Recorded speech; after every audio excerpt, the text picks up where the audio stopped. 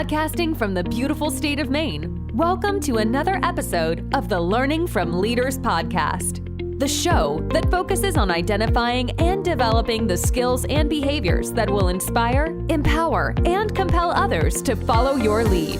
Listen as Patrick's guests talk about the powerful leadership approaches they have identified and developed, which are vital for leading in today's challenging times. These are the same approaches that will positively impact you as a leader too. Learning from Leaders provides the right balance of leadership research with real-world scenarios, making it easy for you to rise above your best. All right, let's start the show.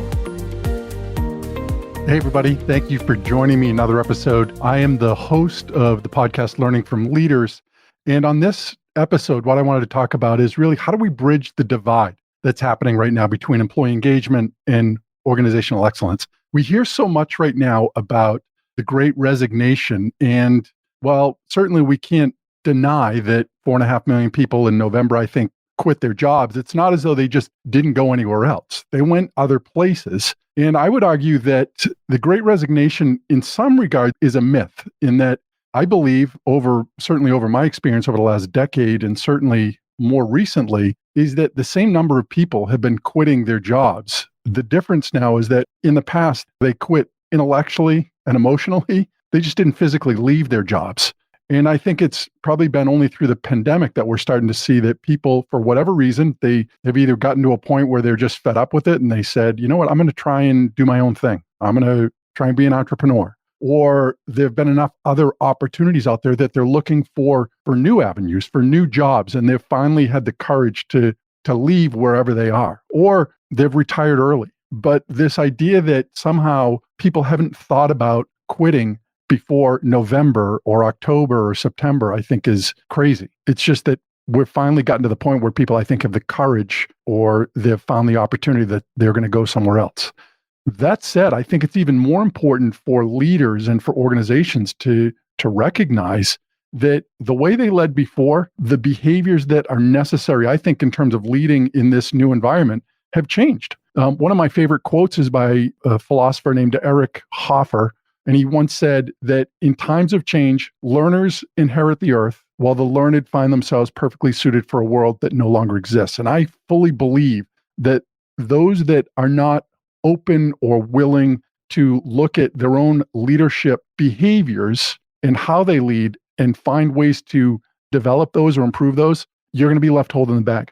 I think it's as simple as that. You will not be as effective. And I think organizations under so much more stress right now that unless they have people that are engaged, that are on board, it's going to be much more difficult to reach that level of organizational excellence. Not to say that you can't do well, but I would argue that you're not going to do as well as you could if you behaved in ways that people were engaged when they showed up for work. I remember not many years ago, I was working for an organization. The CFO of that organization had horrible behaviors, was very disruptive, very disrespectful to those people that reported to him. And we were talking about emotional intelligence. I was working with his team. We were talking not only just about emotional intelligence, but what behaviors created a better environment and got people to really follow your lead more effectively. And his response was, I get what I want with my current behaviors. I couldn't disagree with that. I mean, they had a group or an organization that was doing well, but as a CFO, somebody that was looking at return on investment, I could argue that he wasn't getting the best return. And just like any other investment that he was going to make within an organization, if employees are our most valuable asset, then he really was, by his behaviors, almost damaging his most valuable asset by his behaviors. He was lucky to be getting the production that he was getting. And I think more because at that time, those people probably felt as though they had fewer options available to them in terms of leaving that organization. So how do we do this? What can we do to bridge this divide? One more piece to think about in regards to teams. I do a lot of work with the 5 dysfunctions of a team, Pat Lencioni's book, through DISC. And through DISC, it's an assessment that we do, which actually was created by Patrick Lencioni, called the 5 behaviors of a cohesive team. And what we do is we look at all 5 of those levels, because organizations, right, first, if you don't have trust, very difficult to be a successful organization. If you don't have trust, then you oftentimes don't have real conflict. and we need conflict. In DISC, we call it productive conflict. And a lot of the work that I do around that is, how do you create productive conflict? We need conflict. That's how we improve. It's how we get better oftentimes. The problem is that we have conflict in ways that we become difficult on each other and not on the problems. Whole different ballgame. But if we don't have real conflict, then oftentimes we don't have real commitment, because people will either back away because they don't want to get into a conflict, so they don't do anything, right? So they will go along with it, but they haven't committed to it. And that's, to me, a lack of engagement. So the next one is the fourth dysfunction, is around lack of accountability. It means that we don't hold each other accountable. And I don't even like the word accountability, because oftentimes I think when we hear the word accountability, we think it's punitive. There's something that's going to be done negatively to you to show you that you are going to be held accountable. We need ownership. And that's part of that bridging the divide between employee engagement and organizational excellence. It's about behaviors that create or cross that bridge, or cross that divide, I should say. But the last dysfunction that we talk about at the top one is inattention to results. And within an organization, that's really the people that are showing up that are just trying to get through the day. That's 2/3 of employees almost. If you look at work by Gallup or Press Ganey, probably the most popular ones that do a lot of the engagement surveys that I run into, will talk about how 1/3 of employees are engaged. 2/3 of employees are disengaged. More importantly, there's a lot of research that would suggest that 70% of that disengagement is the direct result of the person they report to, right? That's a lot of responsibility or liability on one person, all based on their behaviors, the manager or the leader. That's why we talk about C.A.B.L.E.S as an approach to building better bridges. That is how we cross that divide between employee engagement and organizational excellence, is through behaviors. And the model that I use is called C.A.B.L.E.S. And if we think about this in terms of the Golden Gate Bridge, that one cable that runs tower to tower on the Golden Gate Bridge is about 3 feet in diameter. But in actuality, if you were to do a cross section of that, you'd find that it's about 27,000 individually wrapped cables. To me, that's no different than our relationships, right? The more we behave in certain ways, we're building cables. And the more we behave in ways that are positive toward stronger relationships, that's what happens. Those become stronger. Just like with the Golden Gate Bridge, if I were to cut 100 cables on that bridge, there are so many there that structurally it's not going to impact the integrity. Now, those need to be repaired, obviously, but the bridge is not going to collapse. And again, it's the same thing with our relationships. If we have behaved consistently enough, long enough, we've built a strong relationship or leadership bridge, and we cross it every day with each other. The more we build on this, the more cables, these 6 behaviors that I'm going to talk about, the stronger this bridge becomes. So when we talk about C.A.B.L.E.S, the first cable in this, the C, is around congruence, and it's all about walking the talk. Is what I say and what I do the same thing? Because when they're not, when I'm out of alignment with what I say and what I do, we build distrust. We can't have a strong bridge when that happens.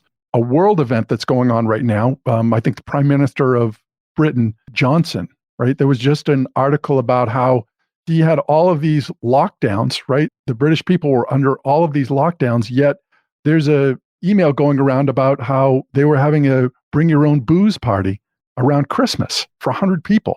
There's a lack of alignment there. And we see it with our own politicians in this country where that can happen, right? We set up these restrictions about gatherings, and then you find a picture of a politician that was at an event without a mask, just completely going against what they're trying to make everybody else do, right?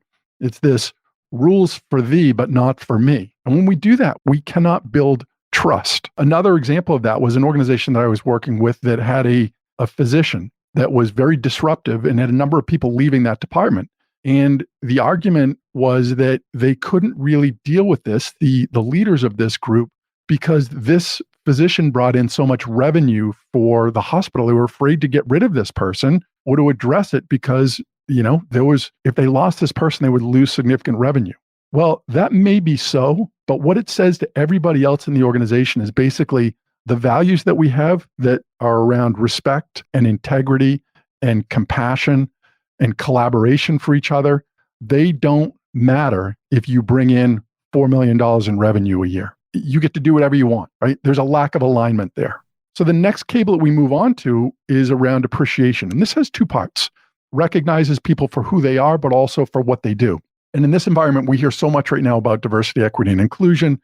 I would say that appreciation hits on the diversity part of this, because that recognizing people for what they do or for who they are is that part. It's recognizing diversity on our team. That's so important. Who people are, not just various races and religions or sexual preferences, whatever it might be. We all have different backgrounds.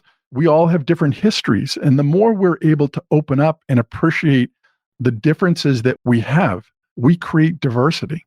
Now, the other part of appreciation is recognizing people for what they do. And I think in this environment, so many people have put in so many hours in their roles that have gone unnoticed because people are just trying to navigate getting through this, right? That we haven't taken time to take a step back and appreciate all that people have done in terms of staying focused and showing up for work.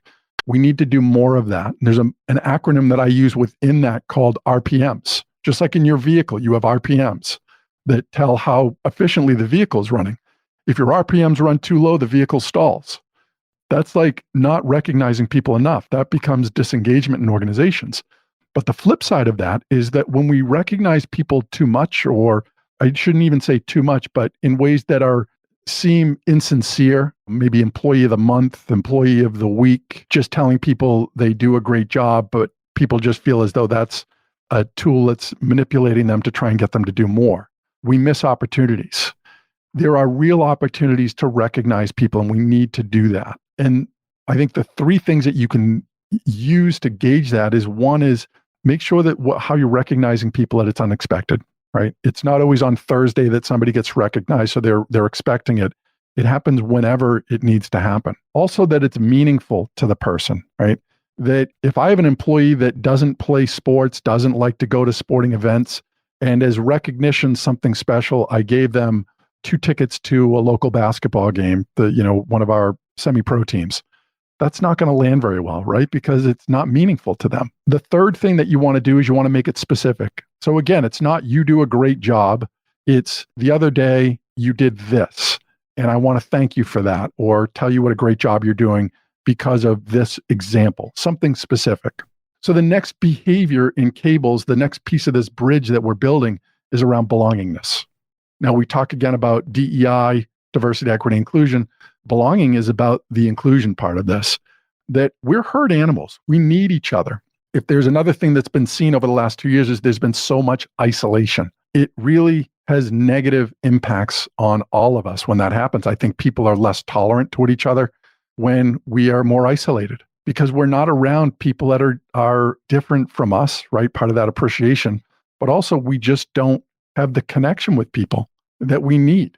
Belonging is incredibly important if we're going to bridge that gap between employee engagement and organizational excellence.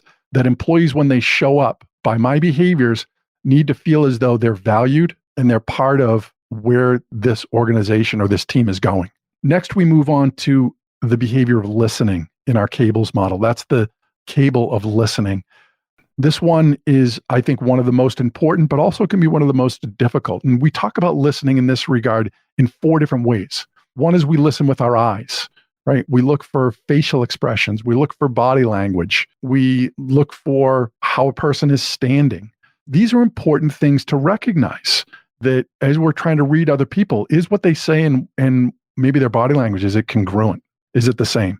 So next, we listen with our ears, right? So we're listening for tone of voice, the words that somebody might be using, the pace that they're speaking in. Is it sarcastic? Is it angry?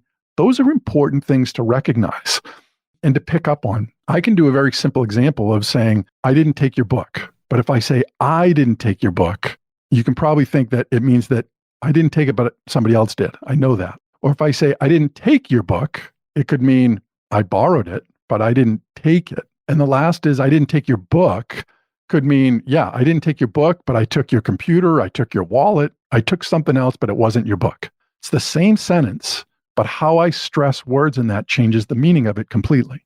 That's why that's so important. Now, the next is listening with our mind. And this is about being curious. This causes or relies on us to be silent and to pause, right? And to question, is what somebody's saying really what they mean? Or am I taking this the wrong way? What else might be going on here? Rather than just jumping to conclusions, maybe I'm going to clarify. You know what, Jim? This is what I think I heard you say. Is this what you mean?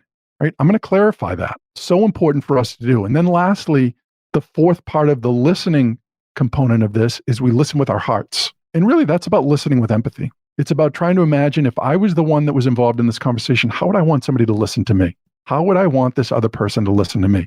Now, think about this. If you listen in all four of those modes, it's going to be very difficult for you not to make a connection with somebody, even in conflict, or to try and start to see things from their perspective, because those in and of themselves require that you do that, especially listening with your mind and listening with empathy.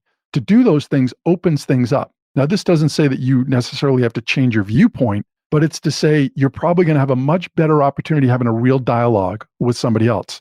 And I will tell you that there are so many times that I can recall when what we thought was a disagreement in some of the work that we've done, we find out after people have had an opportunity to talk about things and there's a curiosity that's been demonstrated, we find out that what the concerns were that the other person had were easily addressed. And even if they weren't easily addressed, they were able to be addressed in a way that allowed for collaboration, not even win-win, but really collaboration where both walked away feeling as though they didn't necessarily have to give up anything to gain agreement, but that they almost came up with a solution together, all because they were able to listen better toward each other. So the next one is around empathy, and that stands by itself.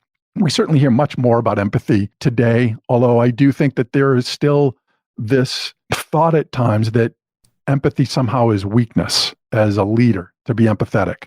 And it's the opposite. To demonstrate empathy is one of the greatest strengths that you have, because it takes courage to do that. It also takes courage to say to somebody, you know what, I was wrong, or I'm sorry, or I don't know the answer. Again, I think as leaders, we think, well, we got to have all the answers or people aren't going to follow us. We never have all the answers. There's more credibility. That bridge becomes stronger when the person knows, you know what, this person's just like me. They make mistakes. They don't always have the answers. It opens up other people to be more open to coming to you when they don't have the answers, because they know you've admitted to it as well.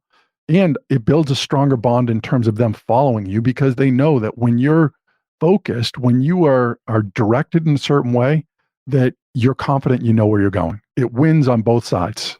The last behavior that we build here is around specifics. That's the C.A.B.L.E. in our model. And that's about clear expectations and about accountability, or ownership, as I like to call it. So the first part of this is we need to have clear expectations with each other. Just like our values within an organization. What do we stand for? As an organization, what are our values? Those need to be clearly stated, because when they're not, individuals in the organization may not know what's our mission. What are we meant to do here? Or if it's a relationship between a leader and a follower, or a manager and an employee, what do we need from each other? What do I expect from you? And what can you expect from me? Very important. The other part of this, though, is even when we have clear expectations, we need to have ownership or productive accountability, as I will call it. I think accountability, when we hear that word by itself, oftentimes conjures up images again of retaliation or punishment. And that's not the best way for us to move forward or develop the strongest bridges. It's about ownership. When we have that, right, we have the clear expectation, but we also have the ownership to that clear expectation. Our bridge becomes complete at this point. As well with this bridge, it's not as though we have to start with the C and go to A as the next building material. It becomes fluid. We will just generally do these. And as well, when you start to have issues that might come up with people that you work with, as a tool, what I would often use or do use is this is a troubleshooting guide that I can look at C.A.B.L.E.S and say, which behavior in this model is not being satisfied right now? What am I responsible for that I'm not doing that's creating some of the problem? And notice I didn't say what's the other person not doing right, because they may be not online with all of the C.A.B.L.E.S pieces, but that's not where I need to start. I need to start with me first, because the better I am at understanding what role do I play, what responsibility do I have in the challenge or the conflict that I'm having right now, the more likely I'm going to be to have the other person open up to looking for a solution to the conflict that we're having. It's not going to be by me going to them and saying, hey, you know what? You're not doing a very good job of listening, or you haven't really been very good about appreciating me for what I've been doing. It doesn't work that way, at least not most effectively. So that's it. We have 6 cables that build this bridge. We cross it every day, whether it's professionally or personally. We're building relationships by our behaviors, and our behaviors are these cables. You can think about it as you are the architect, the engineer, and the builder of your relationships, your bridges. And the more you behave in ways that are productive, that are congruent, that demonstrate appreciation, that create belongingness, that show that you really are invested in listening, that demonstrate empathy, and that set clear expectations through specifics and ownership, you will build the best, strongest bridges available without question. So I hope you found this helpful. I hope you'll have an opportunity to test this out yourself. Take a look at some of your relationships and maybe question, which of the cables do I need to work a little more on? Is it congruence? How am I going to build this bridge that crosses this divide so that my employees are more engaged? Because if that's true, then what you're going to see is your organization is going to become better. And we need more of that today. So again, take a moment, ask yourself what cables would make your relationship stronger, and go out and do it. Till our next episode, I'm wishing you all the best.